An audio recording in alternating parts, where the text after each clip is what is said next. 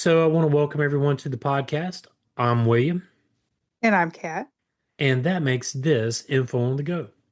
answering questions you want to know. So, Kat, I have a question. Do you know anything about geocaching? Yeah, I've heard of geocaching. I've never, actually geocached something, but I have heard of What? it. Yeah, no. Okay, field trip. We got a field trip. Okay, we have many field trips and many new tries. All right. So I was turned on to geocaching by some friends. It is for kids, it's for adults, it's for the family. You can do day trips to go geocaching, and you discover a world of new stuff because sometimes geocaching is not just about the treasure hunt, it's about the places that it takes you to. Does that make Right. sense? Yeah. So imagine a world where treasure hunts, you just go by GPS to treasure hunt, and you can find little hidden caches, you can find little prizes, but honestly and truly, it's all about discovering new places because a lot of times they'll take you into parks or things you've really never experienced before. Well, that sounds exciting. It's very exciting. How did I do on setting that up? I think that was pretty good. Okay, all right. Let's move on then. So, we got some early roots here. Pre-GPS treasure hunts. Humans have long enjoyed hiding and finding treasures for fun or for challenge, pirates and their treasure, okay. You mean X marks the spot? X marks the spot, little 10, message in a bottle. 10 paces here, 10 paces there, turn left at the rock, and then the rock is gone, and you're like, what? Right, right. But that involved written clues, maps, and even scavenger hunt games. These activities emphasized exploration, problem solving, and adventure. I guess let's go a little bit back in time to letterboxing. And letterboxing started around somewhere in the 19th century in the UK. So it originated in Dartmoor, England, I don't know, in the mid 1800s somewhere. And participants used hand-drawn maps. They would often use cryptic clues to find hidden boxes. And each box would contain a logbook and some kind of unique rubber stamp to leave an impression in the finder's personal journal. So, considered a direct precursor to geocaching, it blended navigation, creativity, and record keeping. Because, as we're going to see as we get into this, when you geocache and you find a cache, there is a log for you to sign your name, and you can use the app and log the cache as well. Sticky note that, okay? Okay, that sounds good. So you have the use of physical maps and clues. So before GPS, adventurers relied on compass navigation, printed maps, and even written directions. I remember maps. I remember MapQuest, Do you know how to read a compass? north, south, east, and west. Yeah. When I was in forestry in high school, we had to learn how to read a compass and be able to navigate through, using a compass to be able to find like different landmarks and how to map stuff using a compass. I learned how to use, read, and navigate using a compass from that class. I mean, I probably learned how to read a compass. I don't, That's probably where I learned it. I couldn't tell you. But I did have a class one time where I learned how to survive in the desert, considering I came from the desert. It Oh, was wow. pretty nifty. If you found some plastic and dug a hole to where it was dark and then covered it up and had a like a cup or something, put a rock in the middle, if you can catch water that way. We got to do a survival episode for sure. For sure.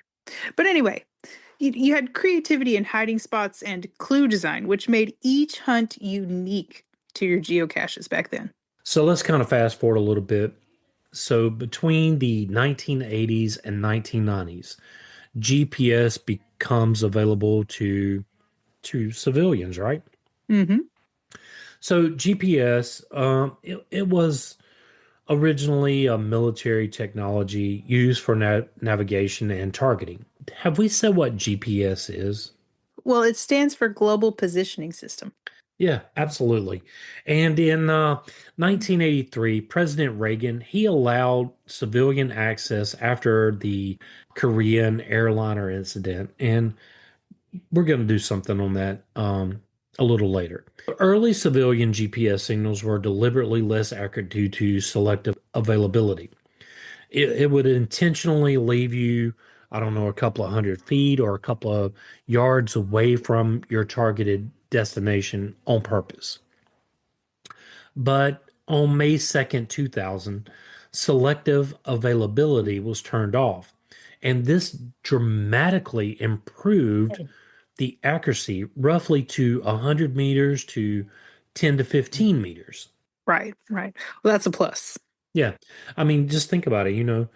You could be 100 meters away with selective availability, and now all of a sudden you're you're pretty close to it. Right, right.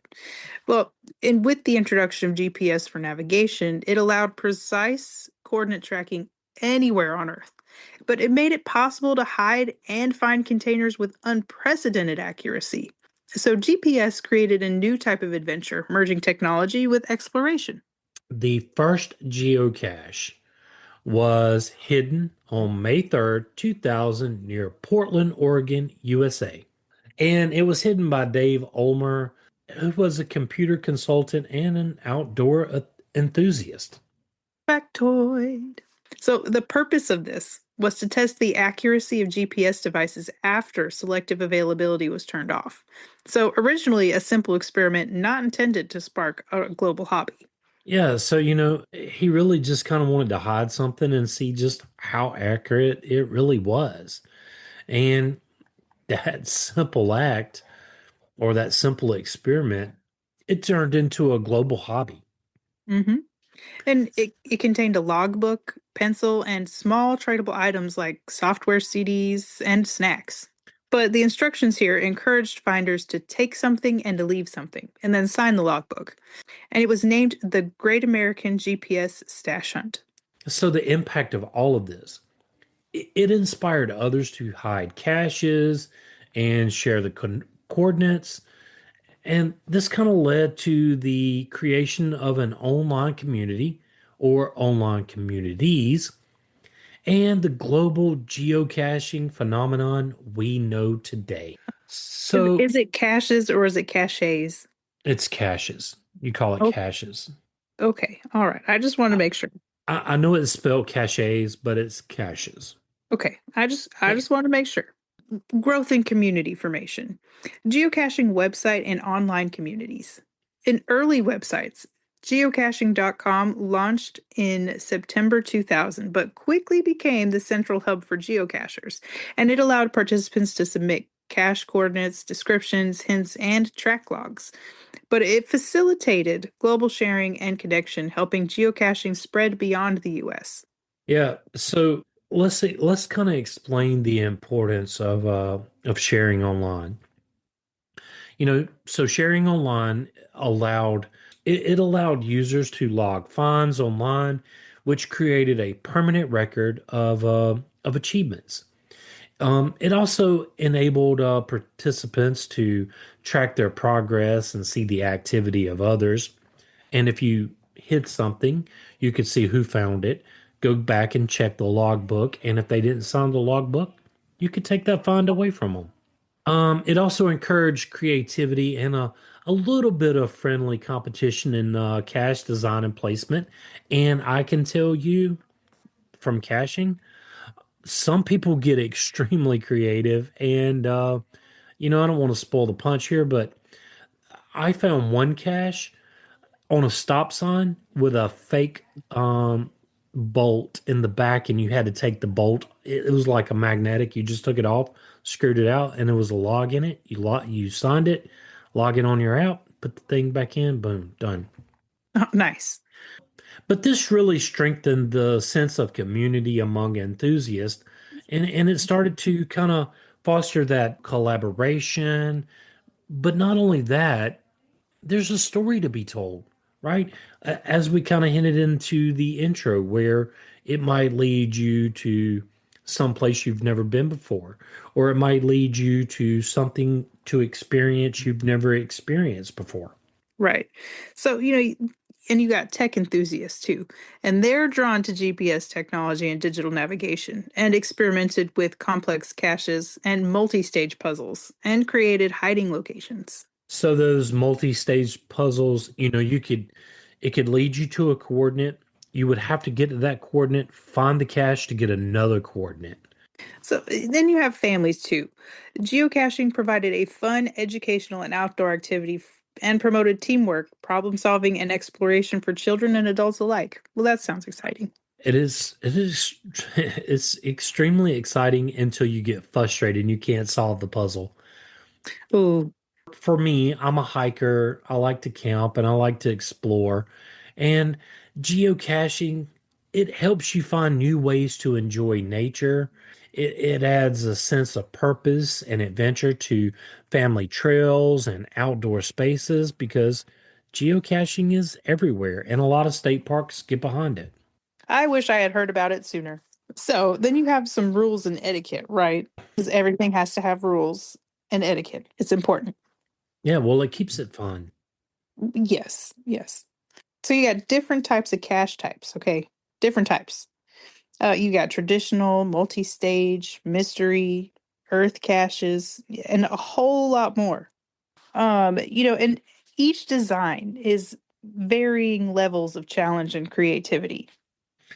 And then you got cache sizes. You got micro caches, and these are little tiny containers that mainly just hold like a logbook. And sometimes expert cachers call them a extraction tool, which is basically a pair of tweezers to pull the log out. You sign the log, you roll it back up, and you put it back in. And when I say micro, we're talking the head of a pencil eraser, maybe. Oh my goodness. Yeah, and then you have large container caches that, you have medium and extra large, and these can be ammo boxes to big, like tackle box type deals. And those usually have tradable items in them. But there's difficulty ratings too. Ratings for terrain and scales 1 to 5. It helps participants choose appropriate caches. Yeah, so if a terrain is one, that means it's pretty easy to get to. As you go up, the terrain gets a little more intense. Same thing for the caches. Ones are usually easier to find for smaller children. Fives are usually experienced, or what the caching community calls advanced cachers. Those are usually going to be your fives. And then the trade item concept, right? This encourages those to take something, leave something, but you have to really maintain the fairness of engagement. So you don't want to leave everyday items. You want to leave something that's unique. And a lot of cashers create like these poker chips or these cash tokens, and they'll leave those and you can log those, whatever. Huh.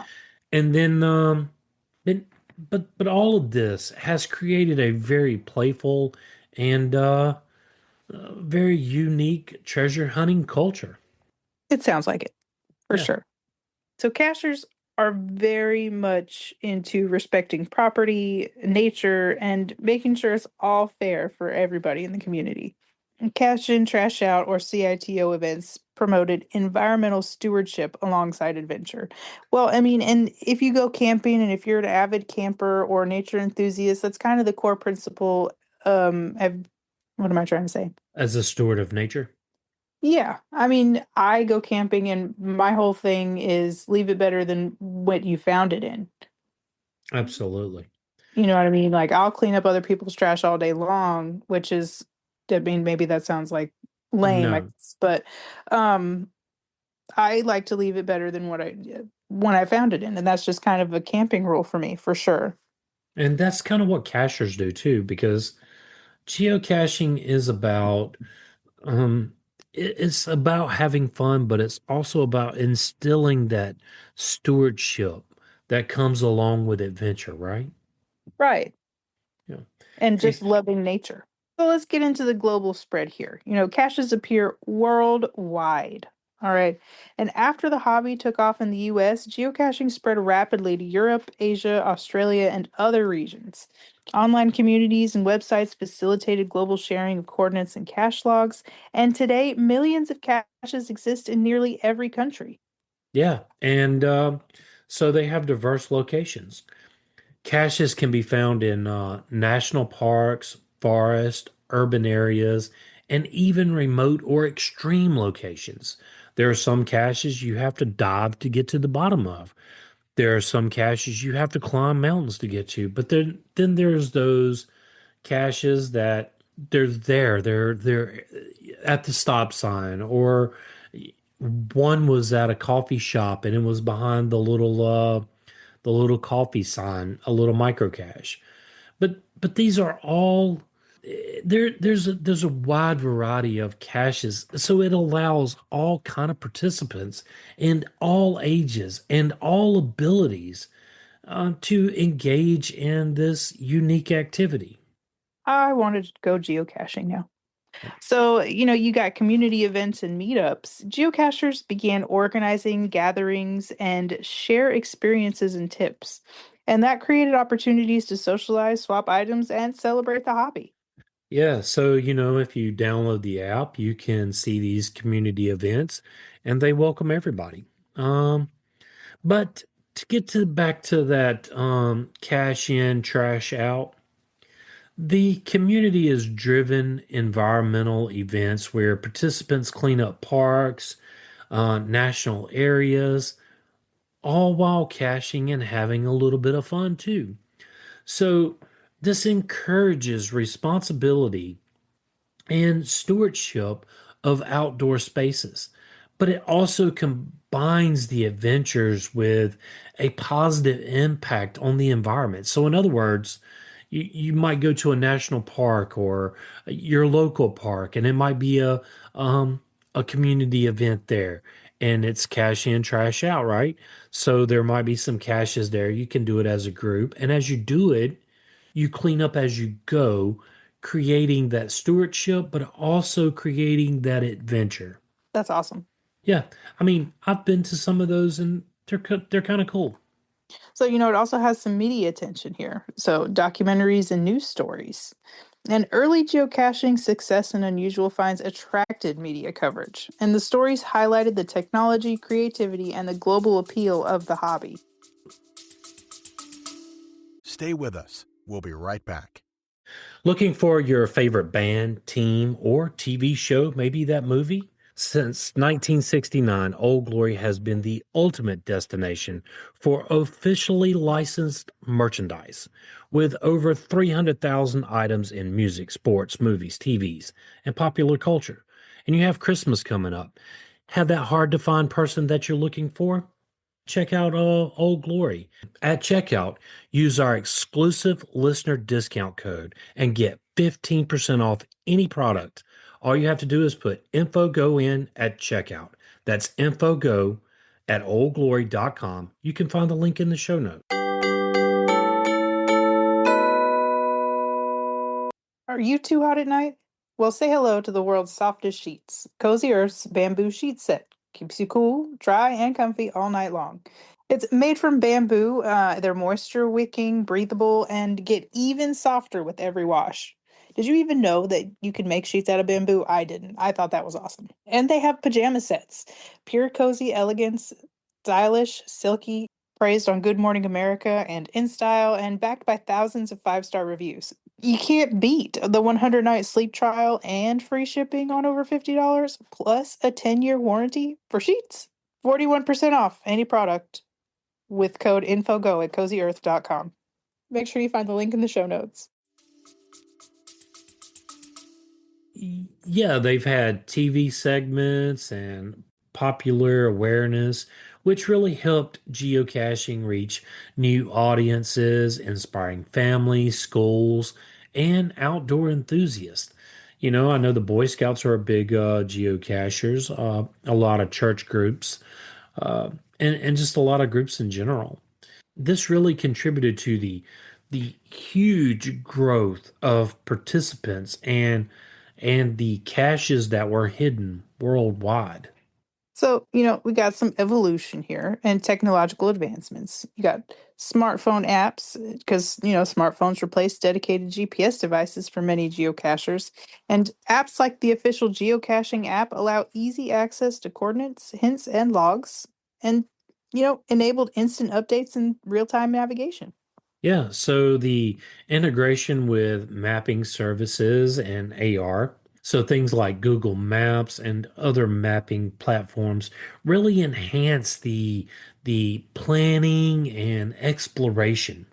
And then you have augmented reality AR.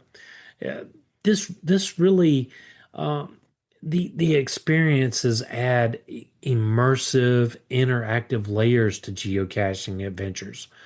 Technology really kind of broadened the accessibility, making it easier for beginners and casual participants. Because before you would have to have a handheld GPS device, where now you could just use your smartphone with an app. So, new cache types. You got mystery or puzzle caches, which require solving riddles, ciphers, or challenges before reaching the final location. And it adds an intellectual component beyond physical navigation. Yeah, and some of those can be pretty challenging and frustrating at the same time. Make sure you choose your skill level wisely. Did you bite off more than you can chew once or twice? Maybe once or twice I did. There's one that is not going to break me. I'm gonna eventually solve it. You have multi-caches, and this one really involves multiple stages or locations before you reach the final cache. This really encourages extended exploration and planning, and you can find some of these, in state parks or like I was talking about the mining, it really required a lot of planning involved because you knew you had a five or six, or it tells you how many stages you're going to have to go through before you can reach the final destination. Virtual caches and earth caches. So, virtual caches may not have a physical container, but require answering questions at the location. So, you got to look around and maybe read some signs or see the statue or something like that. Yeah, absolutely. And earth caches focus on geology or natural phenomena, combining education with adventure. Those are some of the best caches. Then you have challenges and innovation. So some of these caches involve extreme locations. They're placed underwater on top of mountains, mountain peaks, caves, or other difficult to reach areas that not everyday individuals can reach, right? So those might be listed four or five.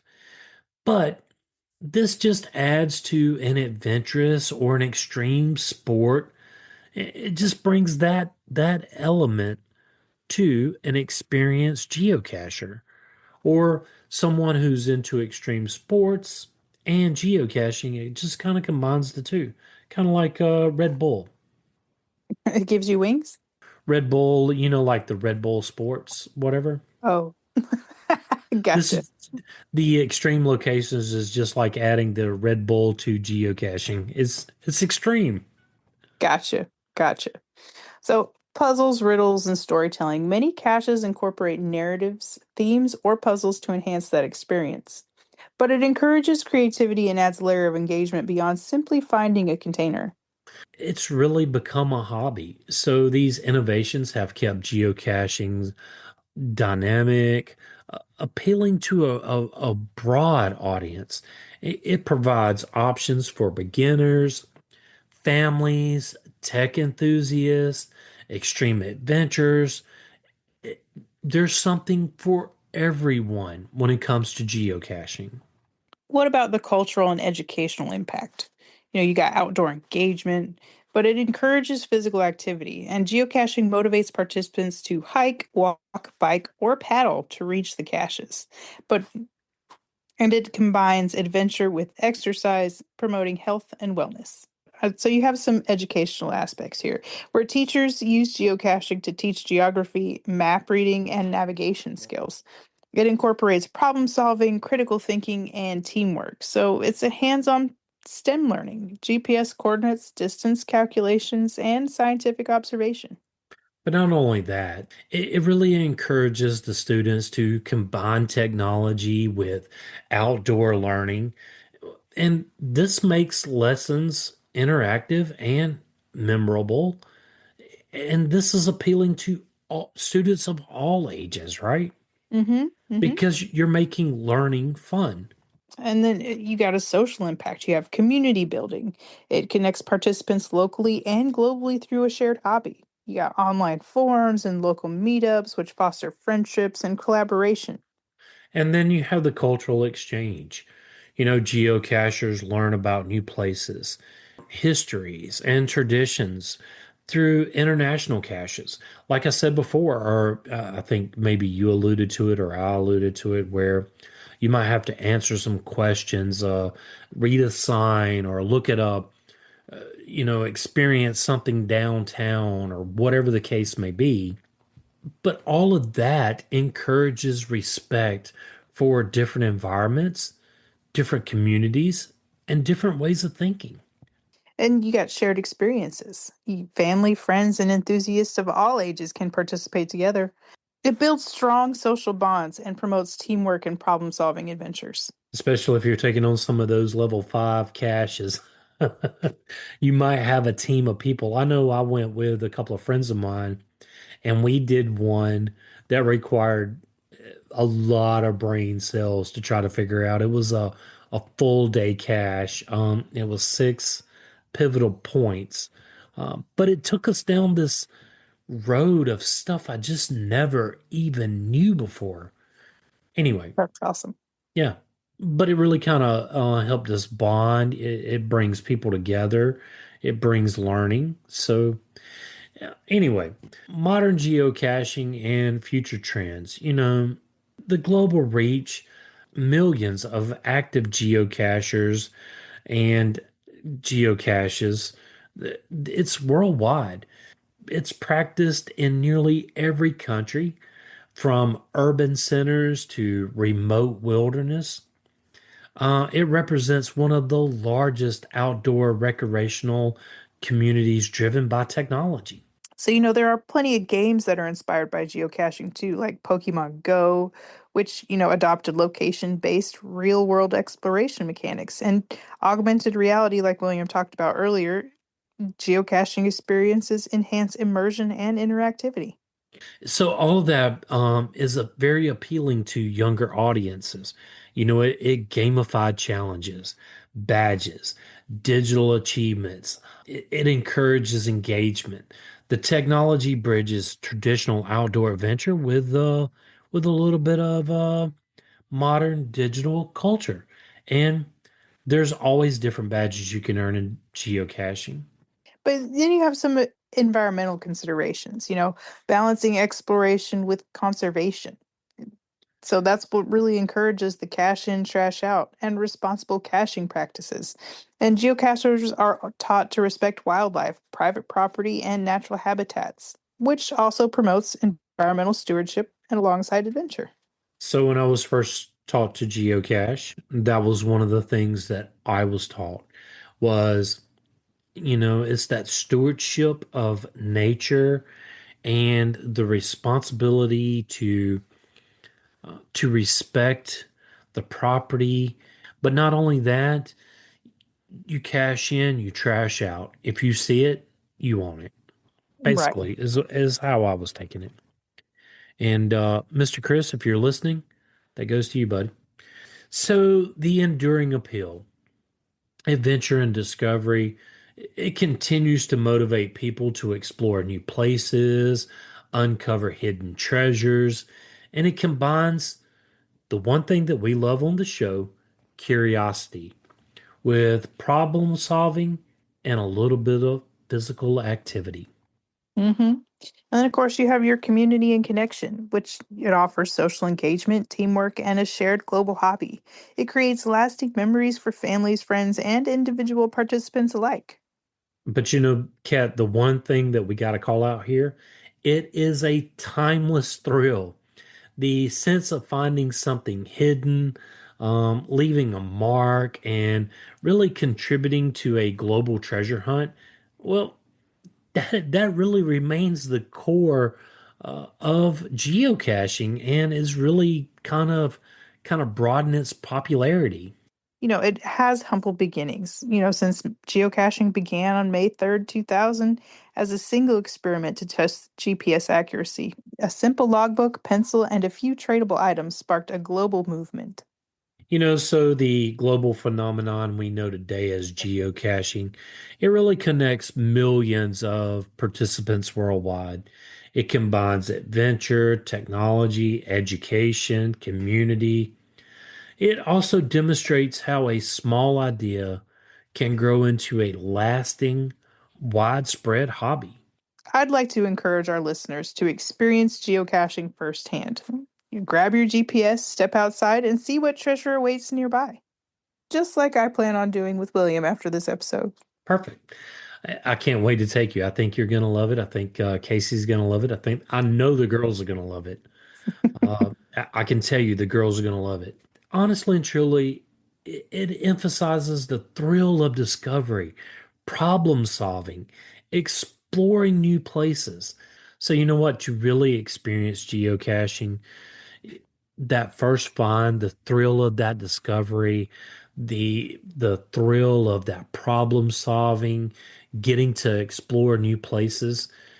It could be the beginning of finding local parks or urban caches. Honestly and truly, just start the adventure. Mm-hmm. Mm-hmm.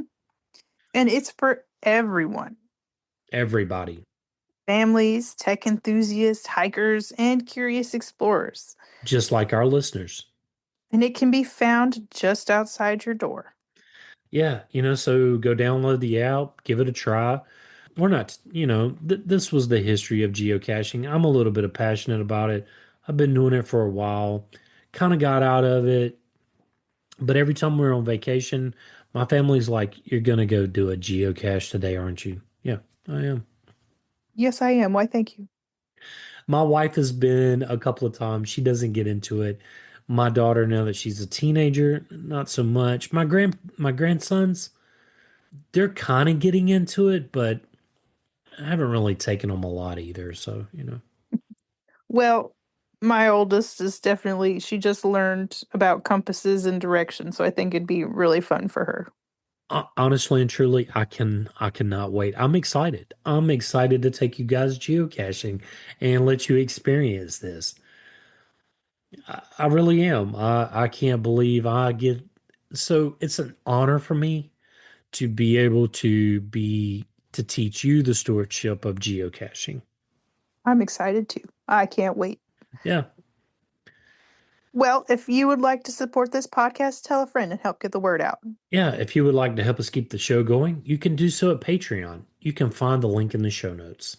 William and I want to thank everyone for listening, new, old, Yeah, everybody.